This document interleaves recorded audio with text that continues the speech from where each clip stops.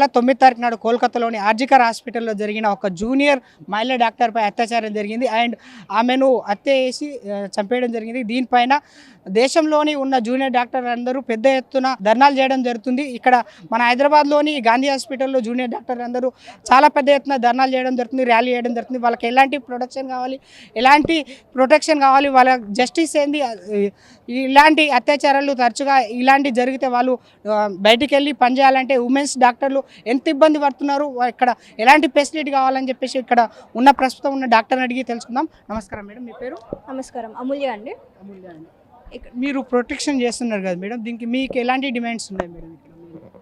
Firstly ఏంటంటే కోల్కతాలో జరిగింది అనేది అసలు జరగకూడాల్సింది.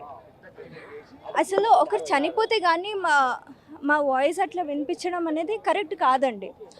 Then on top of that అసలు మనకు సెక్యూరిటీ ఎంత తక్కువ ఉంటే, చట్టం ఎంత వీక్ ఉంటే అసలు అంత కాన్ఫిడెన్స్ వస్తుంది మన క్రిమినల్స్కి ఇంత ఘోరమైన క్రైమ్స్ చేయడానికి.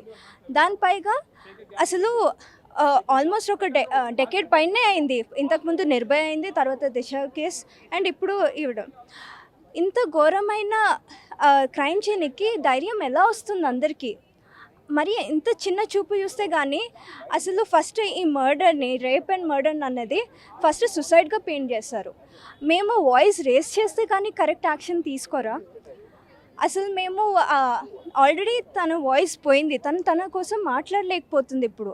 అలాంటి టైంలో అందరం తనకు సపోర్ట్ చేస్తున్నప్పుడు స్టిల్ మొత్తం డిలే చేయడము, కవర్ చేయడం, ఇప్పుడు కొత్తగా అక్కడ రెనోవేషన్ స్టార్ట్ చేయడం ఎవిడెన్స్ పోయేటట్టు, ఇవన్నీ అసలు ఏ విధంగా correct కనిపించట్లేదండి.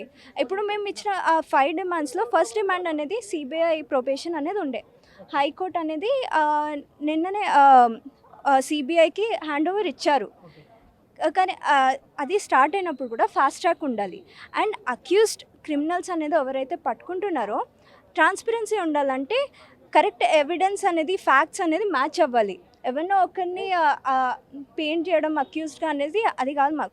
And we know that more than 1 person involve అయ్యారు.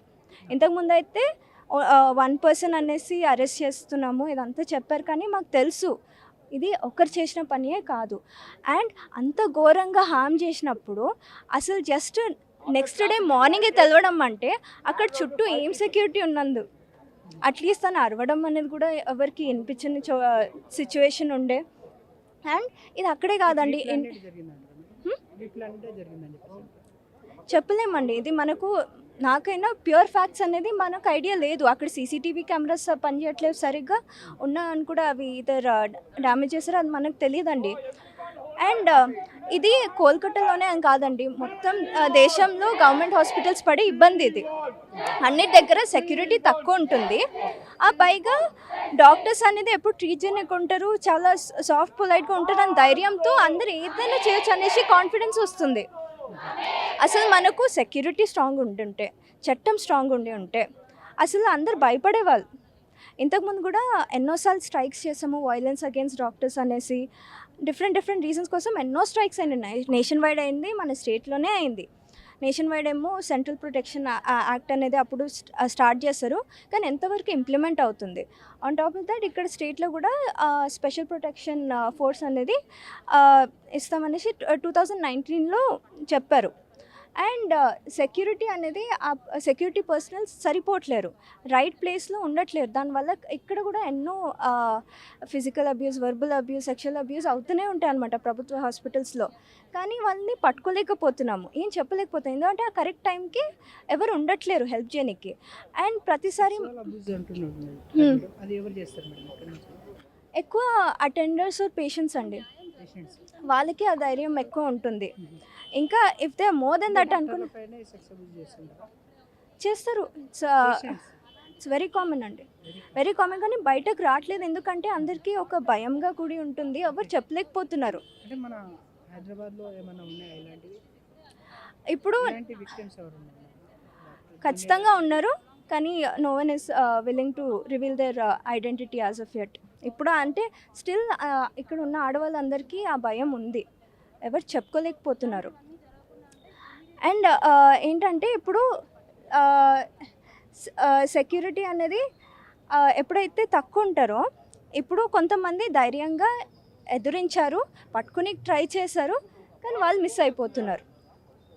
ఇప్పుడు మనకు తెలియదండి, ఇప్పుడు ప్రభుత్వం పాయింట్ ఆఫ్ వ్యూలో ఎంత సెక్యూరిటీ ఉంటే కరెక్ట్ అని వాళ్ళకి ఏమనిపిస్తుంది, నాకు అంత ఐడియా లేదు, కానీ రియాలిటీ వైజ్ అయితే సరిపోవట్లేదు.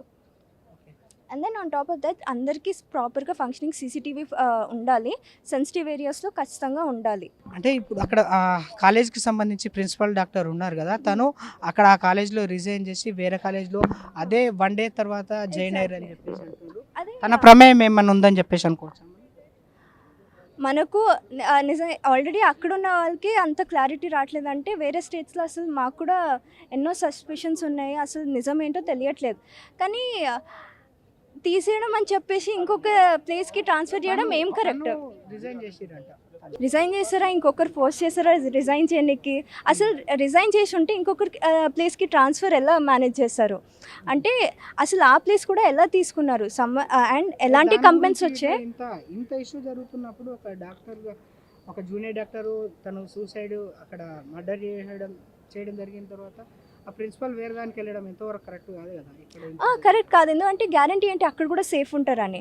అండ్ ఏమేమి క్వశ్చన్ చేస్తారు అక్కడ మేనేజ్మెంట్ అంటే ఆ అమ్మాయి ఎందుకు ఒకతే ఉండే అని. అసలు ఎలాంటి క్వశ్చన్ అది? అండ్ ఇక్కడ నేను చూసినంత వరకు కూడా ఏమైనా సంఘటన జరుగుతాయి అనుకోండి, అది ఒక్కరుగా ఎన్నుకున్నారు, ఇంకొకరు అబ్బాయిని వెంట తీసుకొని అప్పుడు ట్రీట్మెంట్ చేయొచ్చు కదా అంటే ఎంతగానో మనం వెతుకుతూ ఉంటామండి, అంత కాన్షియస్గా ఉంటామా? అరే నేను అది నా డ్యూటీ కాదు కదా, నేను ఫస్ట్ ఒకరిని పట్టుకొచ్చి ట్రీట్ చేయాలని, నాకు సేఫ్గా అనిపించాలి, ఫ్రీగా స్ట్రెస్ ఫ్రీ అనిపించాలి. ఇంకొకరికి ట్రీట్ చేసేటప్పుడు ఇంత ఆలోచన అసలు ఎందుకు వస్తుంది డాక్టర్స్కి? మీ టైమింగ్స్ ఎట్లుంటాయి మేడం? మీరు ఇక్కడ జూనియర్ డాక్టర్గా చేస్తారు కదా, చేసినప్పుడు మీ టైమింగ్స్ ఏ విధంగా ఉంటాయి? మీరు ఏ టైం నుంచి ఏ టైం, ఎన్ని అవర్స్ ఇక్కడ హాస్పిటల్లో టైం స్పెండ్ చేస్తారు? Very unpredictable. ఇప్పుడు గవర్నమెంట్ హాస్పిటల్స్ వచ్చినప్పుడు ఫిక్స్డ్ టైమింగ్ అంటూ అట్లా స్పెసిఫిక్గా లేదండి, ఎస్పెషల్లీ ఎమర్జెన్సీ వర్క్ చేసేవాళ్ళు. ఇప్పుడు నైట్ డ్యూటీ ఉన్నప్పుడు ఆ పర్టికులర్ డే మార్నింగ్ నుంచి next day afternoon evening works ఎప్పుడు అయిపోతుందో అప్పుడు అయిపోతుంది. సో మనకు ఆల్రెడీ ట్వైస్ వీకే 36 hours అవుతుంది. అది మొత్తం యాడ్ చేస్తే మినిమం 100 hours అవుతుంది పర్ వీక్. 100 hours అలాంటి మీరు ఇన్ని అవర్స్ చేస్తుంటారు కదా, ఆ టైంలో మీకు ఎలాంటి సెక్యూరిటీ, ఎలాంటి ఫెసిలిటీస్ ఈ గవర్నమెంట్ ప్రైవేట్ హాస్పిటల్ మేనేజ్మెంట్లు కల్పిస్తుంది? ఇప్పుడు కొన్ని ప్లేసెస్లో అయితే డెఫినెట్లీ సెక్యూరిటీ ఉంది, కానీ సెన్సిటివ్ ఏరియాస్లో అయితే లేవండి. అక్కడ ఈజీగా దొరికిపోతున్నారు, వాళ్ళు ఎస్కేప్ అవుతున్నారు అందరు. సో ఇప్పటికైతే ఎవ్రీ సింగిల్ గవర్నమెంట్ హాస్పిటల్ అయితే సెక్యూరిటీ పర్సనల్ తక్కువ ఉన్నారు. అండ్ వాళ్ళకు కరెక్ట్ షిఫ్ట్ డిఫరెన్సియేషన్ అదంతా కూడా మనము వాళ్ళకు కూడా పెద్దవాళ్ళు ఉండేసరికి ఎక్కువ అనలేకపోతున్నాం. సో వాళ్ళకైనా కరెక్ట్ షిఫ్ట్స్గా ఉండాలి, కరెక్ట్ నంబర్ ఆఫ్ సెక్యూరిటీ ఉండాలి, అందరికీ సేఫ్ ఆ ఫీలింగ్ రావాలి. సెక్సువల్ అబ్యూస్ గురించి అని చెప్పేసి మీరు ఎలాంటి ఎవరితో జరుగుతున్నాయి ఇలాంటి వాటిపైన చర్యలు తీసుకోవాలని చెప్పేసి మీ డిపార్ట్మెంట్లో ఉన్న వాళ్ళకి ఎవరికైనా చెప్పడం జరిగిందా మేడం? అది ఇప్పుడు నా డిపార్ట్మెంట్ అన్నట్టు అట్లాంటి నేను ఇప్పుడు ఏం కమెంట్స్ అట్లా చేయలేను, బికాస్ ఇది నా ఒక్కరి వాయిస్, నేను ఇంకొకరి కోసం అని డైరెక్ట్గా వాళ్ళ అసోసియేషన్ లేకుండా I cannot steel their voice.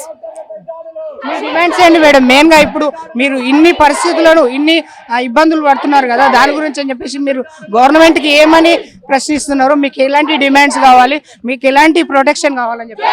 ఆ స్పెషల్ ప్రొటెక్షన్ ఫోర్స్ అనేది అడిక్వేట్గా ఉండాలండి. మనం ఏమీ ఎక్స్ట్రా అడగట్లేము, బేసిక్ వర్క్ ప్లేస్ సేఫ్టీ అనేది అడుగుతున్నాము. ఇప్పుడు ఒక హాస్పిటల్లోనే సేఫ్ లేదంటే అనుకోండి, దేశంలో ఎక్కడ సేఫ్ లేనట్టు, అంతే కదండి. అండ్ అది కాకుండా మన చట్టం అనేది స్ట్రాంగ్ ఉండాలి, స్ట్రిక్ట్గా ఉండాలి.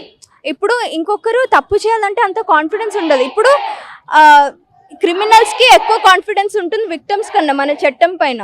విక్టమ్స్ అనేది బయటకు రానికి భయపడుతూనే ఉంటారు. అసలు నేను ఏమైనా చెప్తే అనుకోండి నన్ను నమ్ముతారా, నా కేసు నడుస్తుందా, అసలు వాళ్ళు పనిష్ అవుతారా లేదా అనేసి వాళ్ళు 100 సార్లు ఆలోచిస్తున్నారు, కానీ క్రిమినల్ 100 సార్లు ఆలోచించట్లేదు వాళ్ళు చేసే పనికి. కూడా ఉంటారు కదా మేడం చాలా వరకు ఉమెన్స్, అంటే మన విషయాలు బయటకు వస్తే మనం ఎక్కడ బ్లేమ్ అవుతామో, మన ఫ్యూచర్ ఎట్లుంటుందో, మన ఎగ్జాక్ట్లీ డాక్టర్ వృత్తి ఏ విధంగా ఉంటుందో, మన పెళ్లి చేసుకున్న తర్వాత వాళ్ళని మనం ఏ విధంగా ట్రీట్ చేస్తారో ఎగ్జాక్ట్లీ చాలా ఉంటాయి. ఆ విషయంలో కొంతమంది వాళ్ళతో డేర్ చేయలేకపోతారు. ఇవన్నీ మీరు ఏ విధంగా వాళ్ళతో ఫైట్ చేస్తుంటారు నార్మల్గా?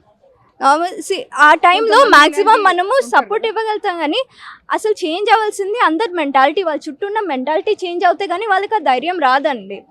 ఇప్పుడు మేము స్ట్రైక్ చేస్తున్నాము బిహాఫ్ ఆఫ్ దెమ్, కానీ ఇప్పుడు ఒకవేళ ఇండియా మొత్తంలో మేము వాయిస్ రేస్ చేయకపోయి ఉంటే అంతగా పట్టించుకునే వాళ్ళ. అసలు డాక్టర్స్ది ఎట్లా ప్రెషర్ ఉంటే కానీ కరెక్ట్ పని చేయరా, అట్లాంటి న్యాయం అనేది చేపించరా? ఫస్ట్ అయితే అసలు ఒకలాగా ఒక డిఫరెంట్ డైరెక్షన్లో తీసుకెళ్తుండే, మన ఇప్పుడు ప్రెషర్ వల్ల ఇప్పుడు వాళ్ళు ఒక డైరెక్షన్లో తీసుకెళ్ళడానికి ట్రై చేస్తుంది. అది కూడా కంప్లీట్లీ కరెక్ట్ అవుతుందో లేదో కూడా క్లారిటీ లేదండి. అసలు ఫాస్ట్ ట్రాక్గా అవుతుంది, ఎందుకంటే ఇప్పుడు అక్కడ రెనోవేషన్ కూడా స్టార్ట్ చేస్తారు, పాసిబిలిటీ ఆఫ్ అది ఎవిడెన్స్ పోనీకి అంతా ఎన్నో ల్యాప్సెస్ ఛాన్సెస్ ఉన్నాయండి. సో మనకు మన చుట్టూ ఉన్న వాళ్ళ మెంటాలిటీ చేంజ్ అవుతే కానీ విక్టిమ్స్కి ధైర్యం రాదండి. ఇప్పుడు జరిగిన హత్యకు సంబంధించి మీకు ఏమన్నా న్యాయం జరుగుతుందని చెప్పేసి ఎంతవరకు అనిపిస్తుంది? ఇప్పుడు మన ప్రెషర్ వల్ల అయితే ఇఫ్ ఇట్ కీప్స్ కంటిన్యూయింగ్ నాకైతే న్యాయం జరుగుతుందనే అనిపిస్తుంది. ఎందుకంటే ఫస్ట్ అయితే ఆ 5 డిమాండ్స్లో ఫస్ట్ స్టెప్ అయితే వాళ్ళు తీసుకున్నారు, కానీ మనకు ఓన్లీ టైమే చెప్తుందండి వాళ్ళు అన్ని 5 పాయింట్స్ వాళ్ళు డిమాండ్స్ అనేది ఫుల్ఫిల్ చేస్తున్నారా, కరెక్ట్ విధంగా చేయగలుగుతున్నారా? ఎందుకంటే మాట ఒకటే కాదండి, యాక్షన్ కూడా కరెక్ట్గా ఉండాలి. ఇప్పుడు జస్ట్ ఒకటి ఓకే ఇది ఇప్పుడు ఇంతకుముందు కూడా స్ట్రైక్స్ అయినప్పుడు ఓకే ఈ యాక్ట్ తెప్పిస్తున్నాం, central protection act, special protection forces, ఏదో ఒకటి మాట ఇచ్చినందుకు మనము స్ట్రైక్ ఆపిస్తాము, కానీ దాని తర్వాత ఎంతవరకు ఇంప్లిమెంట్ అవుతుందో మనకు కొన్ని టైమే చెప్తుంది. మనకు అందుకే అది రిపీట్గా అవుతున్నందుకు మన కాన్ఫిడెన్స్ కూడా తగ్గిపోతుందండి. సో ఈసారి తనకు కరెక్ట్ జస్టిస్ వస్తే కానీ మనకు ఆ కాన్ఫిడెన్స్ రాదండి, మళ్ళీ సేఫ్గా ఉంటుంది అనేసి, ఫ్రీగా మేము ఇక్కడ పేషెంట్స్కి ట్రీట్ చేయొచ్చు అనేసి ఓన్లీ టైమే చెప్తుంది. మనం ప్రిడిక్ట్ చేసి కూడా ఏం ఉపయోగం లేదండి.